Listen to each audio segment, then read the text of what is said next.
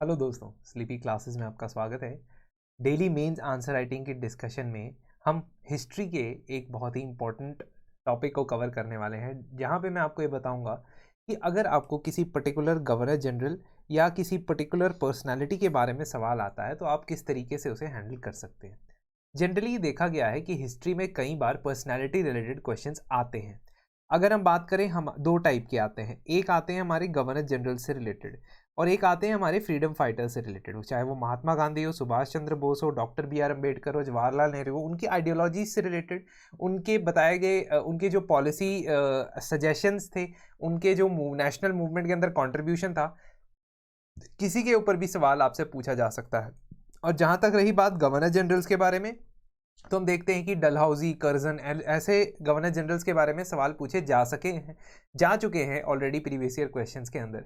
Generally हमारा जो approach रहेगा गवर्नर जनरल वाले आंसर के अंदर, उसमें हमें क्वेश्चन, पहली बात तो क्वेश्चन में क्या बोला गया है करने के लिए, क्रिटिकली एग्जामिन करने के लिए बोला गया है कि विलेस्ली का क्या रोल रहा एक्सपेंशन और कंसोलिडेशन का dominance of British rule in India. British rule से यहाँ मतलब होगा ईस्ट इंडिया कंपनी का रूल दोस्तों, क्योंकि जब तक कि हम बात कर रहे हैं वेलेस्ली की, तो ईस्ट इंडिया कंपनी रूल किया करती थी भारत के ऊपर। ब्रिटिश पार्लियामेंट का इनडायरेक्ट कंट्रोल हुआ करता था through the different regulating act, Pitt's India act, charter act, इसके द्वारा। तो काम जो होता था ना, वो इस गवर्नर जनरल का होता था मेनली, और गवर्नर जनरल की पर्सनैलिटी पे कई बार डिपेंड करता था कि किस तरीके से वहां की पॉलिसीज चल रही है।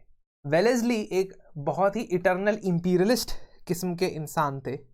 इस बात को हम साबित करने के लिए वो तथ्य रखेंगे, पॉइंट्स रखेंगे, जिनसे हमें ये पता लगेगा कि वेलेस्ली की जो एक्टिविटीज थी वो इंपीरियल रूल को इंक्रीज करने, ईस्ट इंडिया कंपनी के कंट्रोल को पॉलिटिकल कंट्रोल में बदलने और expansion of the political empire, इसके ऊपर फोकस थी। वेलेस्ली के बारे में जब हम पढ़ते हैं, प्रीलिम्स में पढ़ते हैं, तो हम मेन चीज पढ़ते हैं कि भाई सब्सिडरी अलायंस उन्होंने स्टार्ट किया था। तो subsidiary alliance was started during his time, started in the sense कि बहुत ज्यादा स्टेट्स के साथ सब्सिडरी अलायंस साइन करने की जो मुहिम है वो इन्होंने उठाई थी।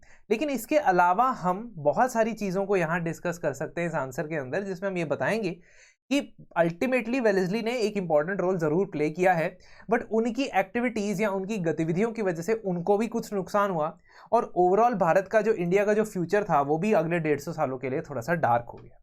Now starting with, you can start, देखो इसके ऊपर ना गवर्नर जनरल्स के बारे में अगर आपने थोड़ा सा ना स्पेसिफिक पढ़ना है तो आपके पास दो सोर्सेज हैं।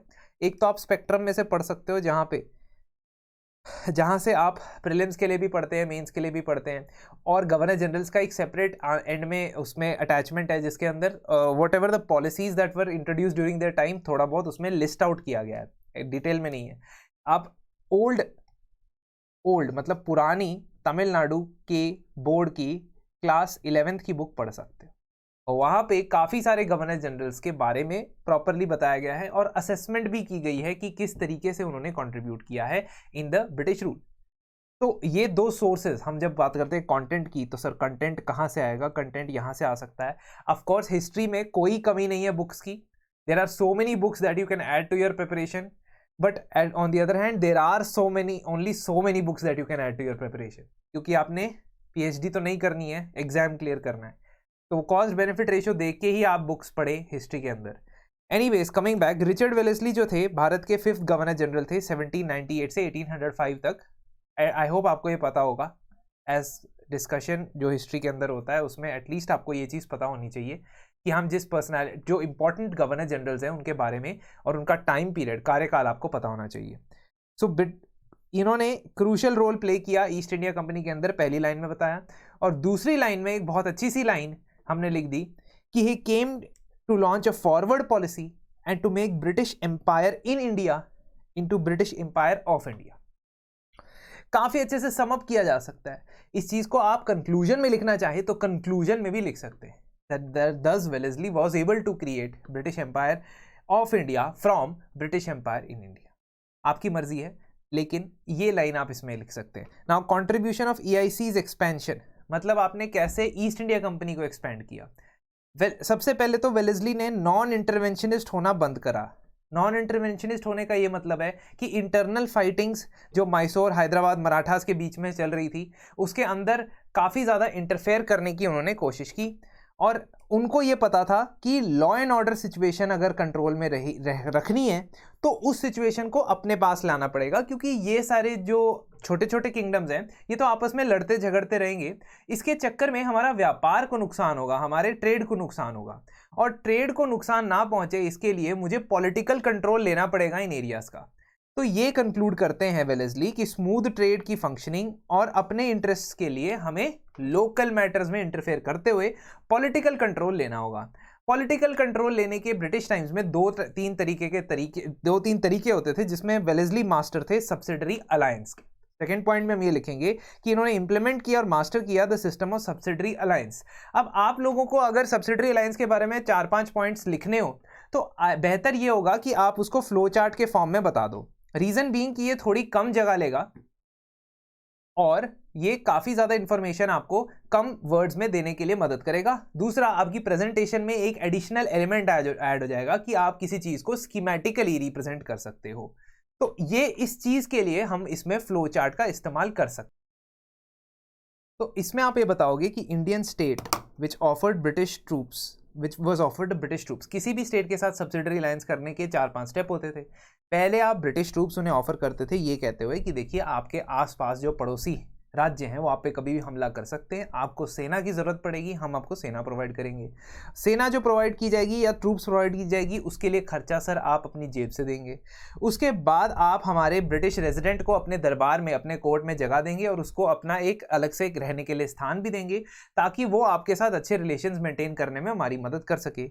और आपको यह भी मना कर दिया जाएगा कि किसी भी यूरोपियन पावर के साथ हमारी कंसेंट के बिना, ईस्ट इंडिया कंपनी की कंसेंट के बिना आप कोई भी एग्रीमेंट साइन नहीं करोगे, चाहे वो फ्रेंच हो, डैनिश हो, पोर्टुगीज हो, कोई। अगर आप ट्रूप्स के लिए रखा गया पैसा नहीं दे पाते हो, एलोकेटेड पैसा नहीं दे पाते हो, तो कोई बात नहीं, आपसे कुछ लैंड, कुछ टेरिटरी ले लेंगे उसके बदले में।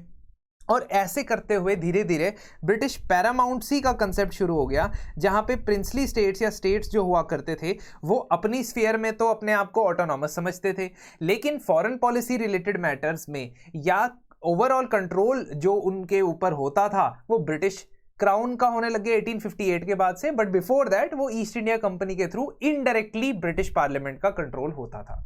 तो ये सब्सिडरी अलायंस सिस्टम से बहुत ज़्यादा नुकसान पहुंचा किंगडम के रिसोर्सेज को, किंगडम की आर्मी को और यूनिटी को। EIC को काफ़ी हद तक इसका फ़ायदा हुआ, जहां हैदराबाद, अवध, मैसूर, पूना, मतलब पेशवाज का जो रूल था वो सब्सिडरी अलायंस के अंदर आता गया। And these all were during the time of Wellesley. Wellesley को वॉर के अंदर भी बहुत ज़्यादा एक्सपीरियंस हुआ भारत के अंदर लड़ने का, और एंग्लो मैसूर वॉर्स उसकी बहुत अच्छी एग्जाम्पल है। वेलेस्ली को हमेशा से ये डर रहता था कि नेपोलियन के साथ मिलके कहीं टीपू सुल्तान जो है फ्रेंच और ब्रिटिश राइवलरी जो यूरोप में चल रही है उसको दोबारा से रिकेंडल ना कर दे यहाँ पे इंडिया में, और किसी तरह फ्रेंच कंट्रोल ना ले लें साउथ इंडिया का। इस वजह से वेलेस्ली ने डिसाइड किया कि मैं in the fourth Anglo Mysore war he decided कि भाई अब हम टीपू सुल्तान की बात नहीं सुन सकते, हम उसको और ग्रो नहीं होने दे सकते, क्योंकि वो कॉन्स्पायर कर रहा है फ्रेंच के साथ और फ्रेंच हमारा नेशनल एनिमी है। इस वजह से अग्रेसिवली वो अटैक करता है टीपू सुल्तान के अगेंस्ट और उसकी टेरिटरीज जो है वो अक्वायर कर लेता है।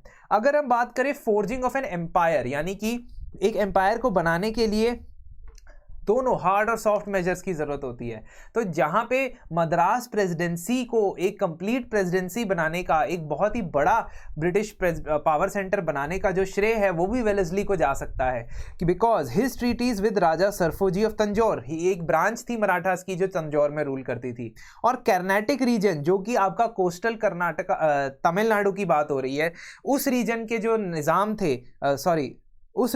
निज़ाम थे एक्चुअली अजीम उद्दौला कि ये निज़ाम के बेटे, नवाब के बेटे हुआ करते थे, तो उनके साथ इन्होंने ट्रीटी एग्रीमेंट करते हुए इसको भी मद्रास प्रेसिडेंसी के अंदर जोड़ दिया। So ultimately these all pieces were forged into the presidency of Madras, ये सब्सिडरी लाइंस नहीं साइन कर रहे हैं, ये तो टेरिटरी ही उनसे एक्वायर कर रहे हैं और उनको जस्ट ऑनररी राजा की पोस्ट पे बिठा देते हैं, 4 लाख रुपए दे देते हैं, जैसे राजा सरफोजी के साथ इन्होंने किया।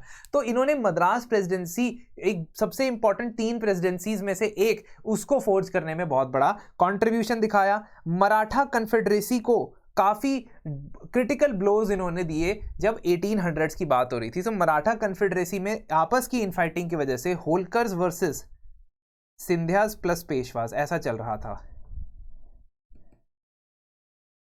इसी चीज को एक्सप्लॉइट करते हुए पेशवा बाजीराव टू जब अप्रोच करते हैं ब्रिटिशर्स को, तो ब्रिटिशर्स के साथ वो डील एग्रीमेंट सब्सिडरी अलायंस का साइन कर लेते हैं।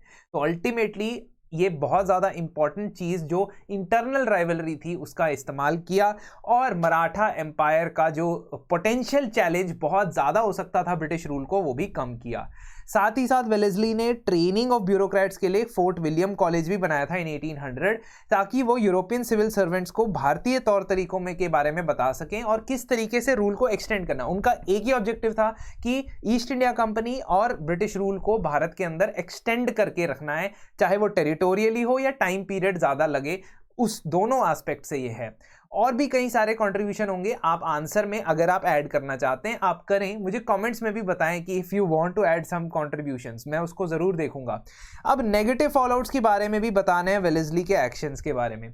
अगर ब्रिटिशर्स की तरफ की बात करें तो ब्रिटिशर्स की तरफ एक तो उनके वॉर्स एफर्ट्स की वजह से खर्चा बहुत ज़्यादा बढ़ गया और प्रॉफिट कम हुआ, क्योंकि उनके वॉर एफर्ट्स में काफ़ी उलझे रहे वो, इस वजह से वो कमर्शियल पॉलिसी को अच्छे से इंप्लीमेंट नहीं कर पाए।